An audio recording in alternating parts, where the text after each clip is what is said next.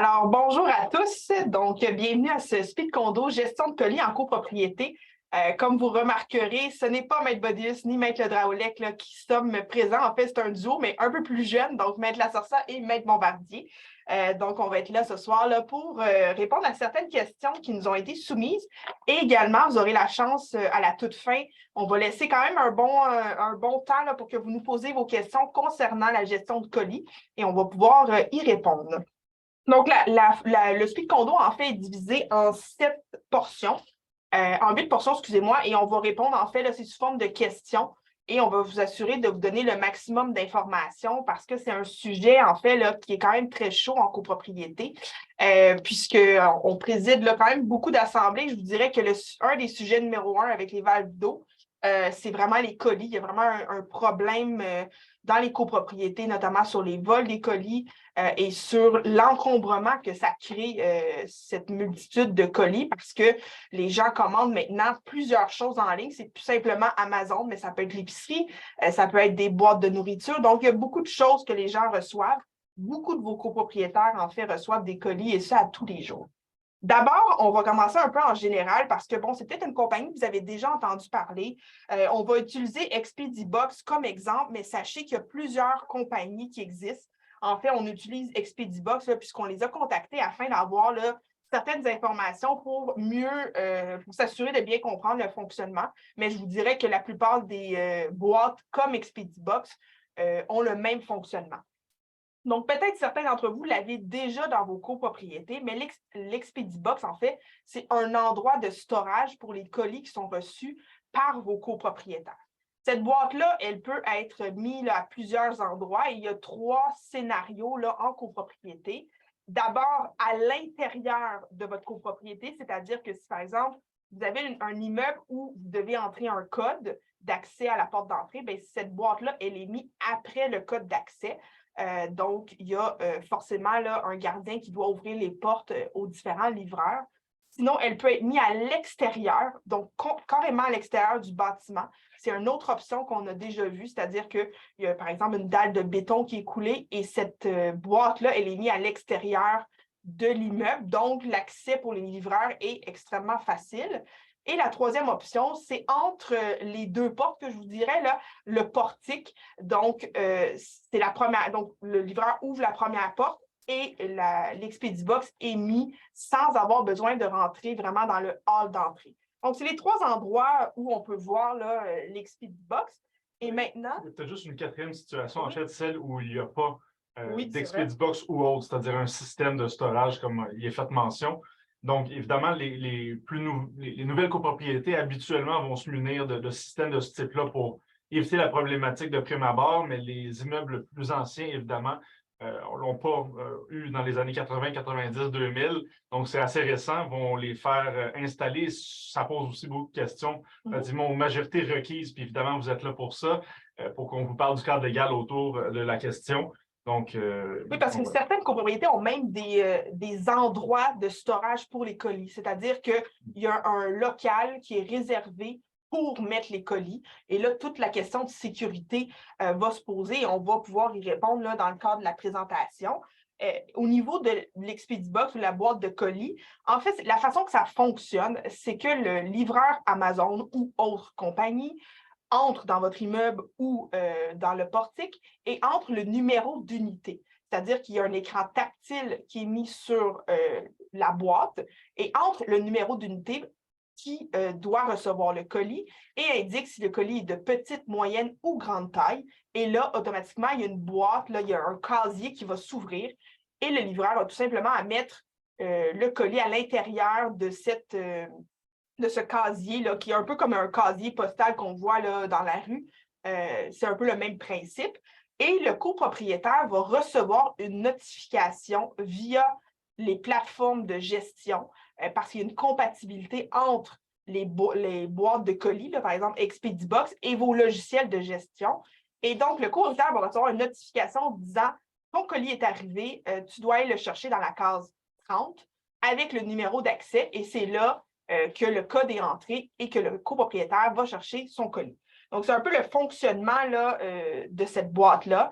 Maintenant, il y a toute une question là, de renseignement personnel parce qu'il faut comprendre que Expedibox est bien sûr une compagnie tierce par rapport au syndicat et il va détenir des renseignements personnels. Et Pierre-Alexis va vous parler de cet aspect-là un peu plus parce que Expedibox va avoir accès aux renseignements, c'est-à-dire l'unité du copropriétaire, le nom, prénom du copropriétaire, les différents colis qu'il reçoit, parce que tout passe par la plateforme là, des différentes compagnies. Mais on va vous parler un peu plus amplement là, de cette portion-là des renseignements personnels, qui est vraiment un sujet, là, je vous dirais, à la mode en raison là, de la modification et de l'adoption de la loi 25 qui vient modifier la loi sur les renseignements privés, qui vient ajouter là, certaines restrictions aux obligations là, aux syndicats de copropriété. Peut-être juste en parler rapidement également pour mettre la table relativement à ça. Donc, cette fameuse loi 25, que plusieurs appellent encore le projet de loi 64, ce qui est bien correct, ceci étant dit. Plusieurs obligations, évidemment, qui viennent s'ajouter pour les syndicats de propriété, pour les entreprises de manière générale. Important de comprendre que la prochaine obligation à entrer en vigueur, c'est le 22 septembre 2023.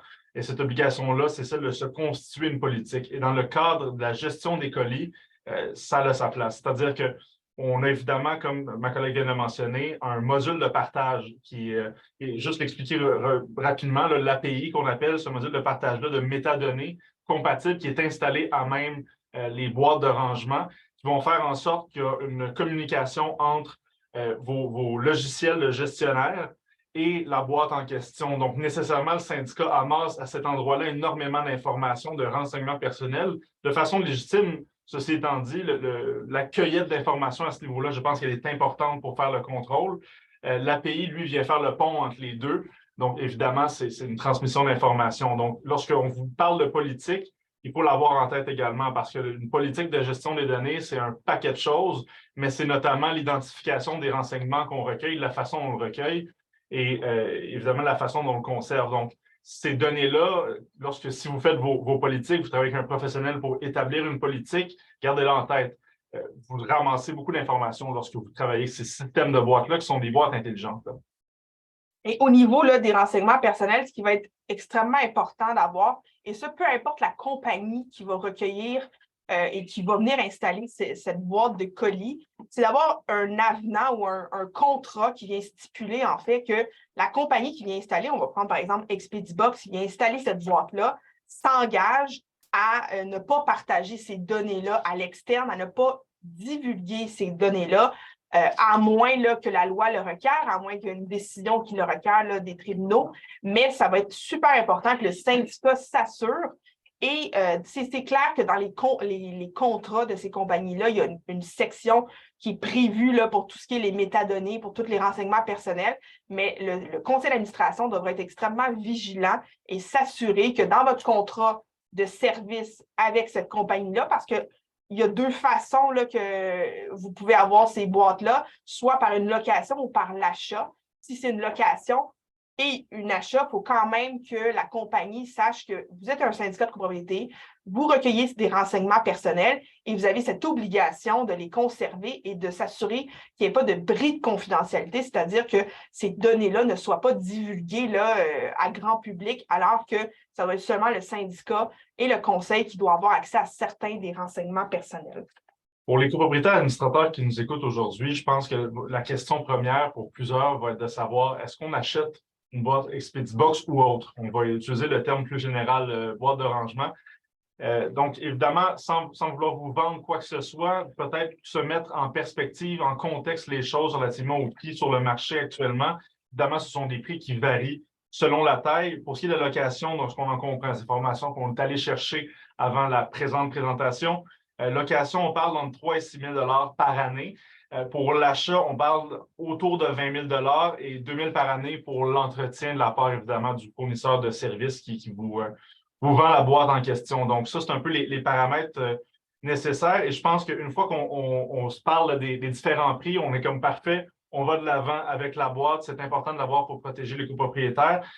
Qu'est-ce que le conseil d'administration doit faire à partir de là? C'est quoi les majorités qu'il doit aller chercher? Et c'est là que nos 3 cas de figure, les 4 cas de figure, en fait, sont bien importants. Donc, le premier cas de figure, évidemment, c'est lorsque la boîte est posée à l'intérieur De ce qu'on en comprend à l'heure actuelle, ce sont des boîtes qui sont évidemment relativement lourdes et sont capables de tenir par elles-mêmes. Donc, ce sont des boîtes qui sont posées à l'intérieur sans être fixées à l'immeuble comme tel. Donc, ce sont non seulement des boîtes qui sont nécessaires à la conservation de l'immeuble, mais lorsqu'on parle de majorité requise à l'Assemblée des copropriétaires, donc, est-ce qu'il faut aller chercher un vote ou non? Moi, je suis au conseil d'administration, je veux avoir une boîte à l'intérieur, boîte qui est posée sur le sol. Est-ce que j'ai besoin de la majorité de 10,97, donc 75% des voix présentes ou représentants à l'Assemblée? Bien, la réponse, selon nous, est non. C'est-à-dire que c'est non seulement une boîte qui est nécessaire pour la conservation, mais elle n'est pas liée à l'immeuble. Donc, ce n'est pas tel quel, au sens de l'article, des travaux de transformation des parties communes.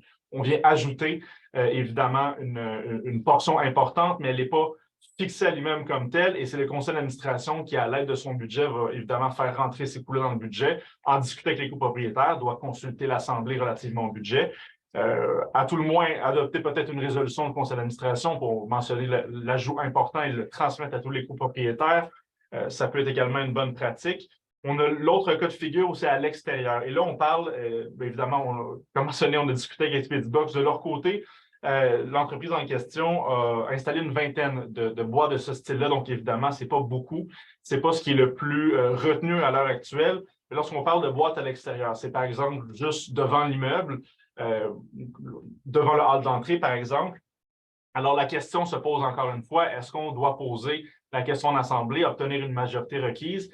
Alors, de ce qu'on en comprend, ce sont des travaux importants. Donc, on doit faire couler une dalle de béton pour installer correctement cette boîte-là. Donc, nécessairement, ce sont des travaux de transformation des parties communes et nécessairement, nous avons besoin de l'approbation de l'Assemblée. Donc, c'est important, selon le choix de service que vous prenez, ça va affecter la majorité requise et évidemment les étapes préliminaires pour pouvoir avoir le système en question. Et le troisième cas de figure, c'est dans l'espace, le portique entre évidemment, la porte d'entrée et la porte pour donner accès au hall, évidemment, une fois qu'on accède avec un code, une clé.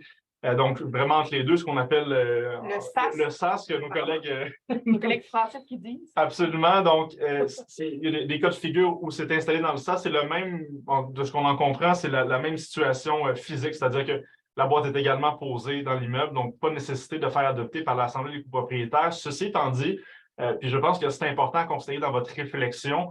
Le SAS, ce qui est bien de l'installer à cet endroit-là, c'est que lorsque vous avez dans le portique, évidemment, cet objet, la personne de la poste qui va venir porter le colis en question n'aura pas besoin de sonner à la porte ou sonner à plusieurs portes parce que personne ne lui répond pour entrer dans l'immeuble et ensuite aller dans la salle, évidemment, dédiée à l'Expedibox en question. Donc, ça peut être bien intéressant à ce niveau-là, mais c'est important de garder en tête qu'évidemment, c'est dans le SAS, il y a moins de sécurité.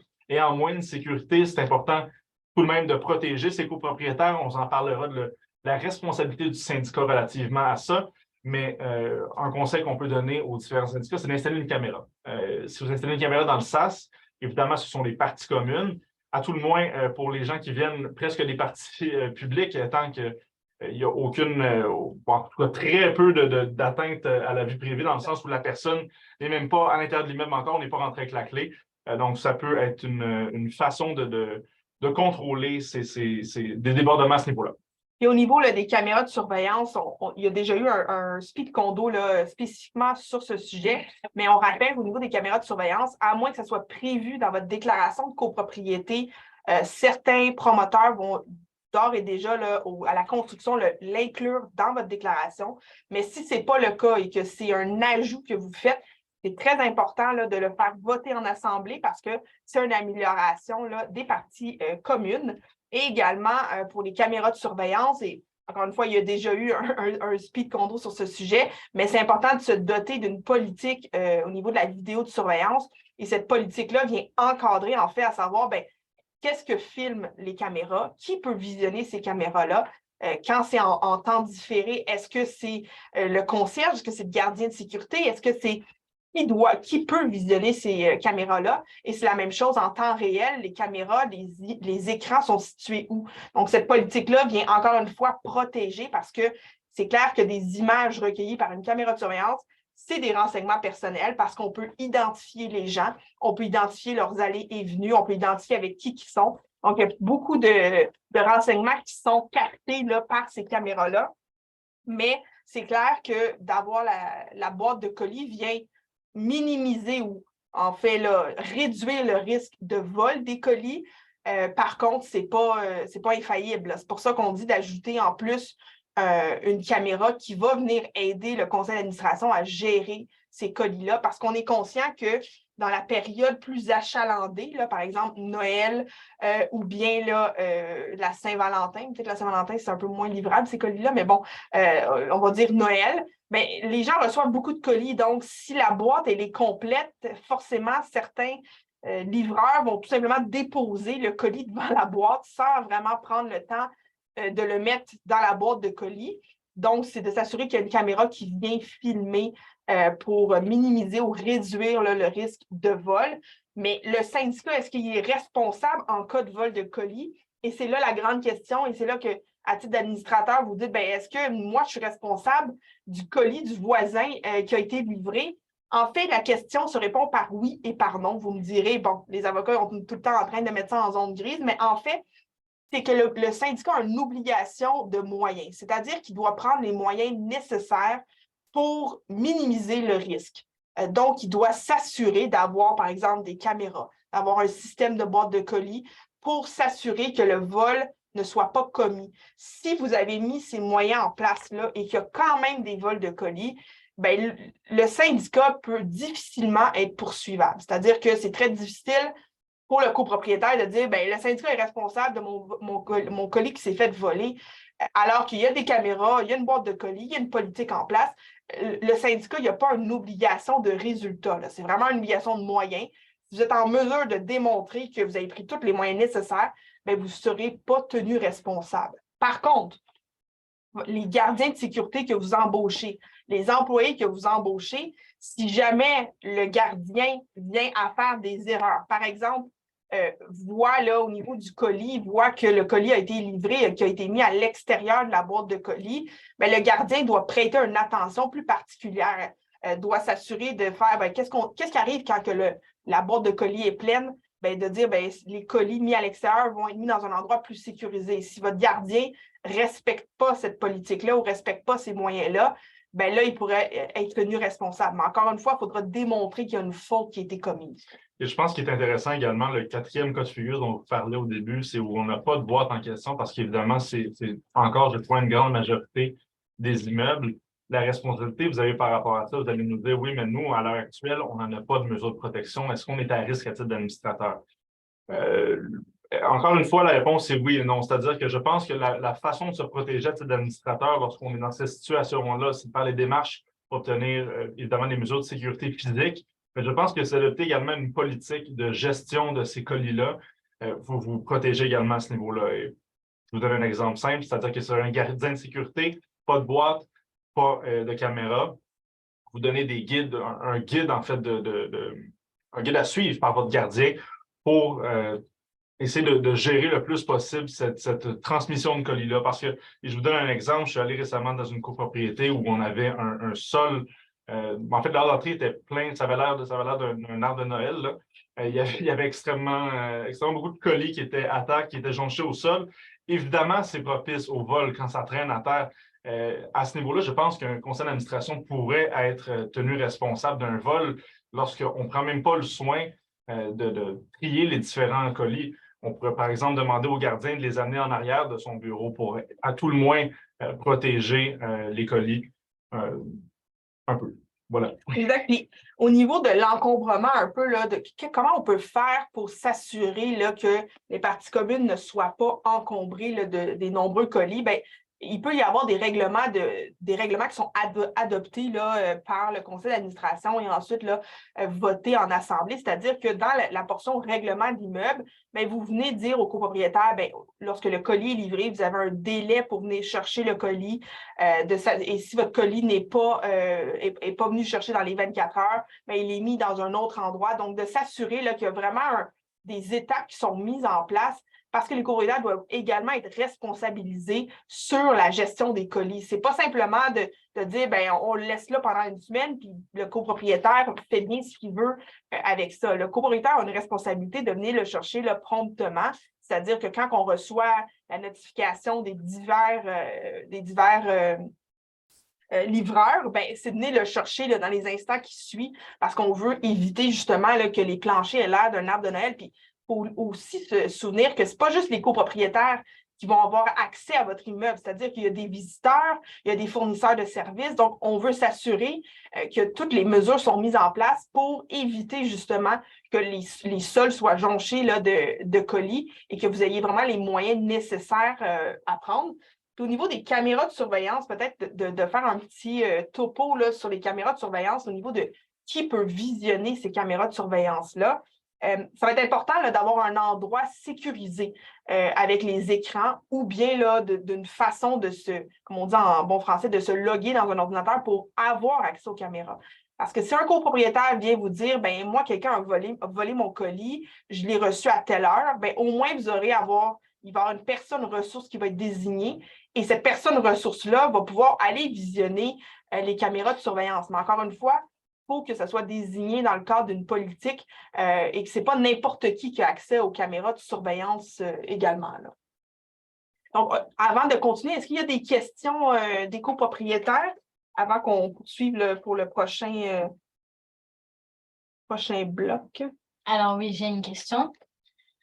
Le syndicat n'est pas intéressé à utiliser des boîtes de livraison. Nous avons des agents de sécurité qui sont en service 18 heures par jour et qui donnent accès à Post Canada et autres livreurs. Pour Post Canada, il y a un local sous clé utilisé uniquement par Post Canada. Pour le reste des colis, ils sont déposés à l'entrée. Les acheteurs sont d'ailleurs avisés par leur livreur lorsqu'ils reçoivent des colis. Nos règlements stipulent d'ailleurs que le syndicat décline toute responsabilité relativement aux lettres recommandées, aux livraisons de produits périssables, aux prescriptions de pharmacie, ainsi que pour tout colis reçu et livré aux résidents, tant le contenant que pour le contenu. Pourquoi est-ce que le syndicat serait responsable de tous les colis qui sont livrés à l'immeuble? N'est-ce pas aux risques et périls de ceux qui se font livrer des colis? Surtout que certaines de ces livraisons se font durant l'absence des copropriétaires. Moi, je répondrais premièrement au premier aspect de la question, c'est-à-dire relativement aux clauses d'exclusion de responsabilité dont vous me faites mention. Je suis un peu sceptique relativement à la validité de ces clauses-là face à la Cour. C'est bien, je comprends le principe qui est derrière, c'est-à-dire qu'on essaie de se déresponsabiliser en mentionnant aux copropriétaires que c'est à lui de le faire. Ceci étant dit, on a des articles d'ordre public au Code civil du Québec qui nous mentionnent, notamment, je pense à 1039 du Code civil en question, qui nous mentionne que le syndicat doit avoir un intérêt évidemment général. Bon, je comprends ce que vous nous dites par rapport à ça et je pense que ça revient au point dont on mentionnait plus tôt, c'est-à-dire qu'on a 4 situations, en fait, pour la gestion des colis. Votre 4e situation, pour se protéger au maximum, c'est d'avoir une politique qui est claire. Ça semble être le cas dans votre immeuble. Donc, à ce niveau-là, effectivement, du moment où vous avez une façon de fonctionner qui est connue de tous et qui est suivie presque à la lettre, la responsabilité de l'administrateur est bien, bien moindre. Donc, la responsabilité du syndicat également l'est. Donc, je pense que vous êtes à la bonne place. À tout le moins, peut-être, si je peux vous donner un conseil d'adopter tout ce que vous venez de me dire par règlement de gestion, en conseil d'administration, par résolution, le transmettre aux copropriétaires. De cette manière-là, vous avez un guide qui est évidemment connu de tous. Donc, moi, je pense que vous êtes à la bonne place. Ceci étant dit, il y a toutes sortes de cas de figure et le syndicat, au sens des nouveaux articles du Code, évidemment, avec les modifications qui ont été faites dans les dernières années, a beaucoup de responsabilités. Donc, est toujours un peu le porte-étendard de toutes les problématiques lorsqu'ils surviennent dans l'immeuble. La réponse, elle est là. Pourquoi ça serait au syndicat d'être responsable? C'est en raison des responsabilités qui sont données au Code, qui sont extrêmement larges. Oui, puis au niveau de la portion là, sur les courriers recommandés, c'est un excellent point là, pour que le syndicat de ne pas l'accepter parce que c'est évident que le courrier recommandé nécessite là, une signature et je ne recommanderais pas là, à un gardien ou autre d'apposer sa signature.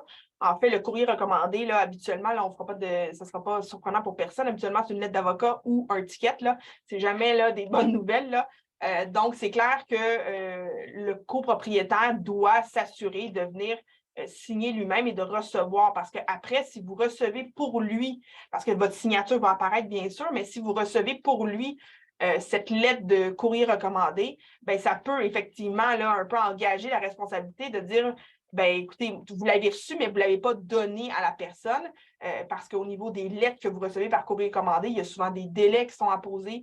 Si par exemple, c'est un ticket de stationnement ou autre, ben, il y a des délais qui sont mis par la loi. Donc, vous ne voulez pas être responsable là, d'une perte d'un droit de un de vos copropriétaires. Donc, c'est une excellente manière de fonctionner, de ne pas accepter là, les courriers recommandés. C'est vraiment le copropriétaire qui doit venir le chercher. Et dans le pire des cas, si personne signe, ben, c'est juste retourner là, à la poste et la personne doit aller le chercher avec les petits papiers qu'on reçoit là, collés à notre porte.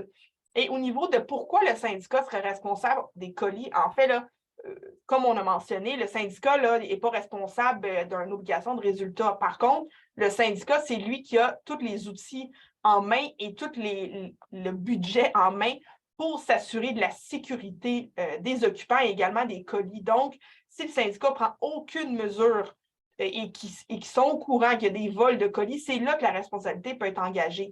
C'est vraiment d'en savoir que vous avez une situation de fait et que le syndicat ne fait rien, c'est là que la responsabilité peut être engagée.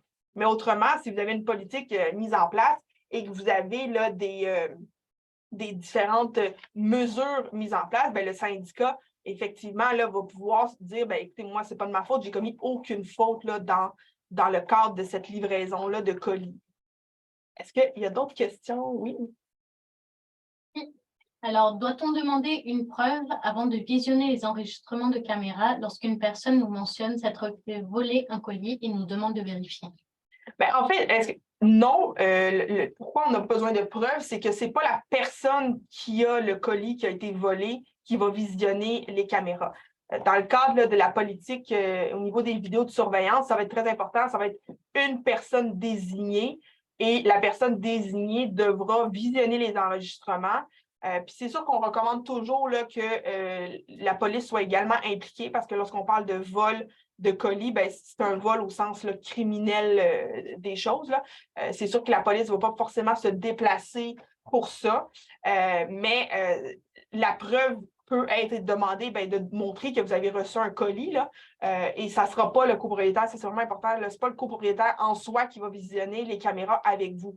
Ça va être vraiment le gardien au niveau là, et la personne qui a été désignée qui va regarder les caméras. Parce qu'évidemment, c'est une question qui en soulève d'autres, c'est-à-dire que vous devez avoir des politiques de gestion, ça fait partie de ça, politique de gestion des caméras.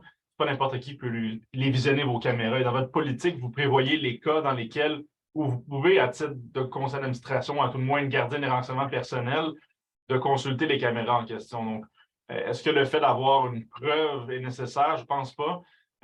Par contre, le fait d'avoir une plainte de quelqu'un qui vous dit qu'il a été volé, effectivement, aller visionner des caméras parce qu'on a le goût de le faire, ce n'est pas une raison valide. Mais évidemment, avoir une plainte, ça me semble suffisant. Il y a d'autres questions? Oui, je vois une autre question à l'écran. Au niveau des caméras de surveillance, est-ce que les caméras... Ah oui, il y a une main levée, je vois. On va peut-être prendre la main levée en premier.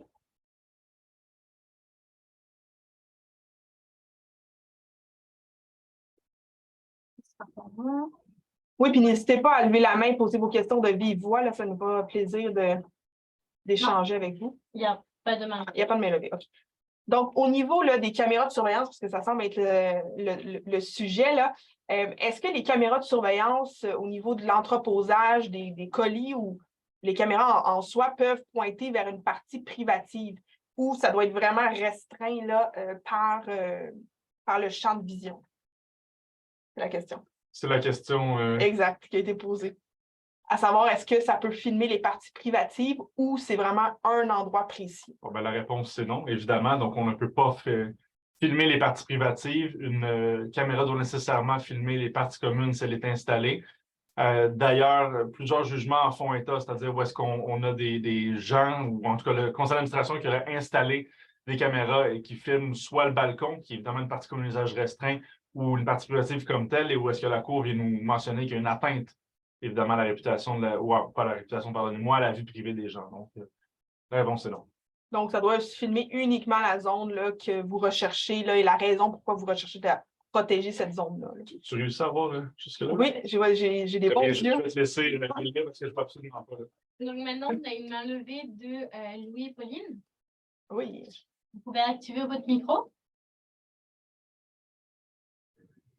M'entendez-vous? Oui, très bien. OK. Moi, j'ai une question comme nous autres ici. Disons qu'il arrive quelqu'un pour livrer, on est juste 17, c'est pas un gros bâtiment, puis il n'y a pas d'agent de sécurité. Mais lorsque quelqu'un vient, puis ils viennent livrer, ils vont sonner à la porte dehors, mais par contre, disons que celui-là qui attend le colis, il n'est pas chez lui. Fait qu'ils vont sonner ailleurs d'un autre condo, et puis ils vont dire, j'ai un colis à livrer pour un tel. Fait qu'il y en a qui vont y ouvrir la porte pour qu'il rentre.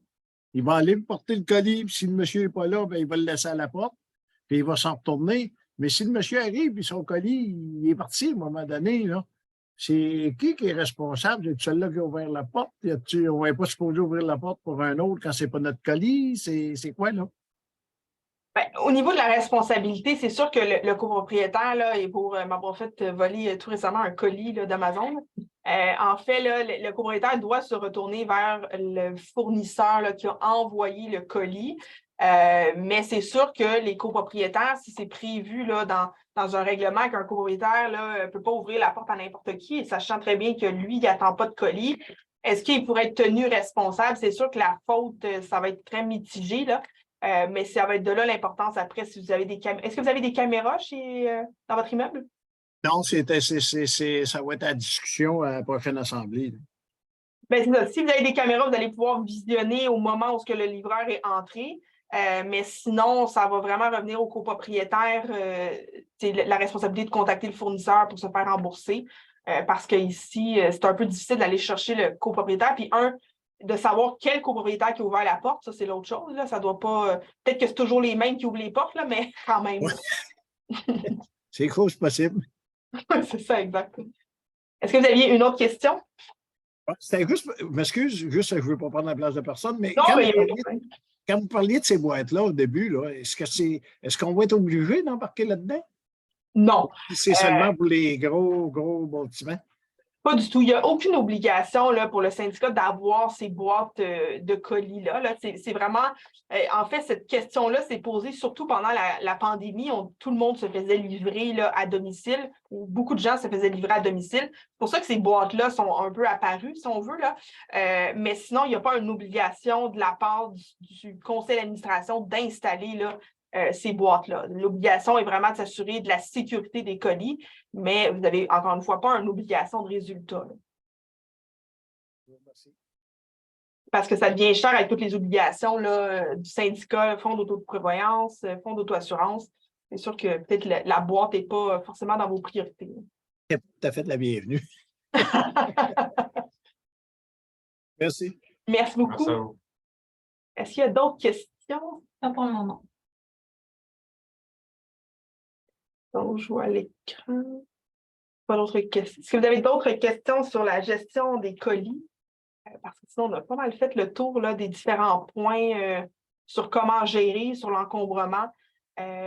Encore une fois, ce n'est pas obligatoire là, d'avoir une boîte de colis. C'est simplement un des outils là, qu'un conseil peut avoir dans le cadre là, de la gestion des colis.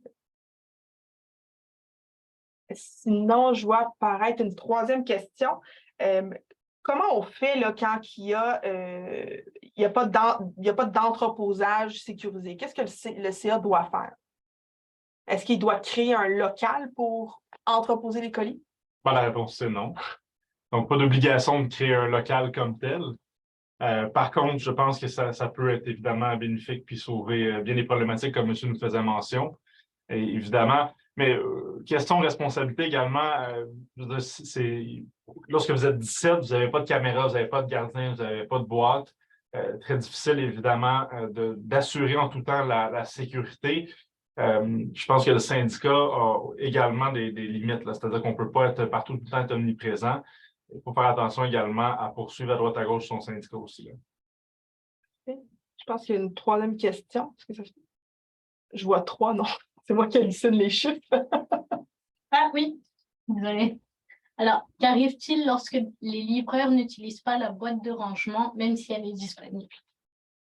Ben là, ça, c'est la problématique du livreur. C'est-à-dire que le syndicat et le copropriétaire ne peuvent pas faire plus que ça. Là, on offre tous les outils possibles. Si le fournisseur décide d'agir contre le bon sens, c'est lui qui est responsable. Oui, puis ça va être important de rappeler là, à vos copropriétaires de l'inscrire dans les instructions au livreur, c'est-à-dire de dire au livreur, ben, déposer le colis là, dans la boîte de colis. C'est sûr que le fournisseur, s'il y a une boîte de colis puis décide de le déposer à l'extérieur de la boîte de colis et il arrive quelque chose, ben, c'est beaucoup plus facile d'aller chercher là, la responsabilité de, par exemple, d'Amazon ou autre compagnie de livraison. Alors, sur ce point-là, dans l'optique où le casier de colis est complètement rempli, le fournisseur le pose alors sur le côté. La responsabilité vient vers qui?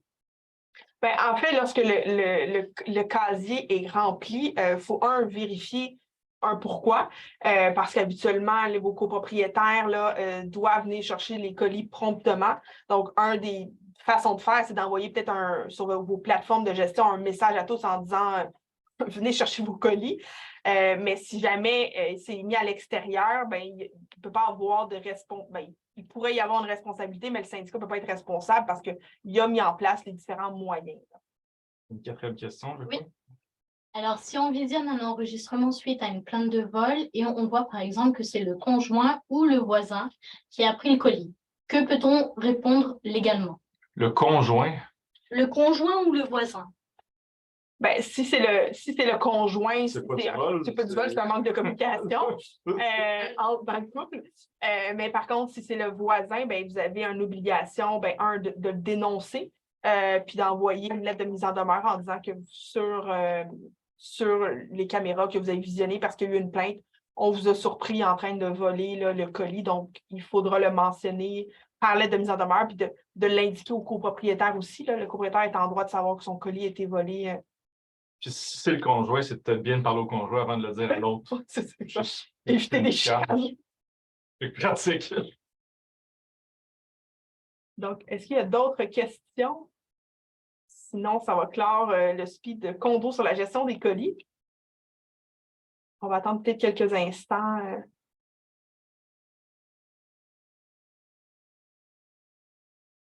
Il y a une main levée. Alors, je vais donner la parole à Association Passe Garland. Vous pouvez activer votre micro. Ça, c'est qui?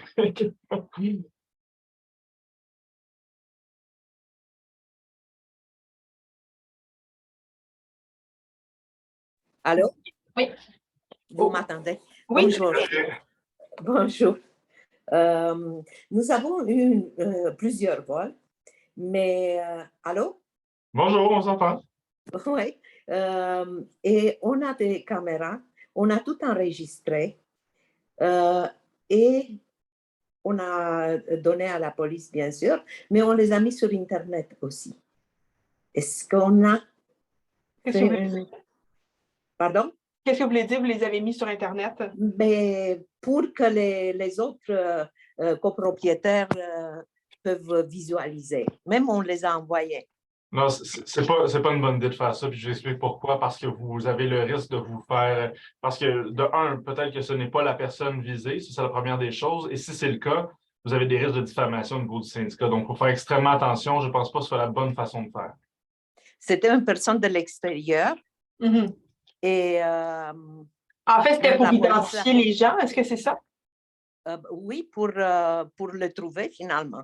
Et il a volé 5 colis.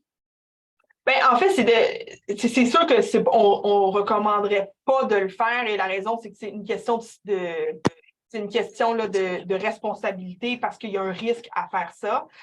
Par contre, il faut toujours garder en tête ben, pourquoi on a diffusé les images. Il y avait un objectif et un intérêt public. Là. C'est un peu le même principe quand on voit là, dans les dépanneurs la photo de la personne qui a volé du gaz. Là. Oui, exact. C'est un peu la même chose, mais il faut faire attention sur la diffusion parce que ça a déjà été vu là, qu'il y a des poursuites en diffamation là, qui sont instaurées par la personne qui a volé le colis. On en voit d'ailleurs. Oui. Bon, merci. Merci à vous. Merci beaucoup.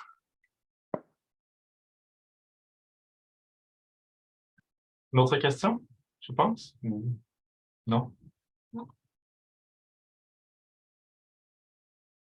Bon, ben, alors, ça va clore le Speed Condo. On vous remercie beaucoup là, pour votre participation. Je crois que c'était le dernier avant l'été. Est-ce que c'est bien ça, Julie? Alors non, en juillet, en fait, on en donne quasiment tous les mois. Il n'y a aucune vacance. Pas de vacances pour nous. En juillet, ça sera un speed condo sur les rénovations éco-énergétiques et comment on peut utiliser l'étude de fonds de prévoyance pour améliorer l'enveloppe énergétique du bâtiment. Et en août, ça sera en lien avec les renseignements personnels. Parfait. Donc, on se revoit en juillet. Et sinon, là, vous pouvez aller visiter le site Internet là, de djclegal.com. Là, vous avez une multitude d'informations là, qui sont indiquées. Merci. Merci.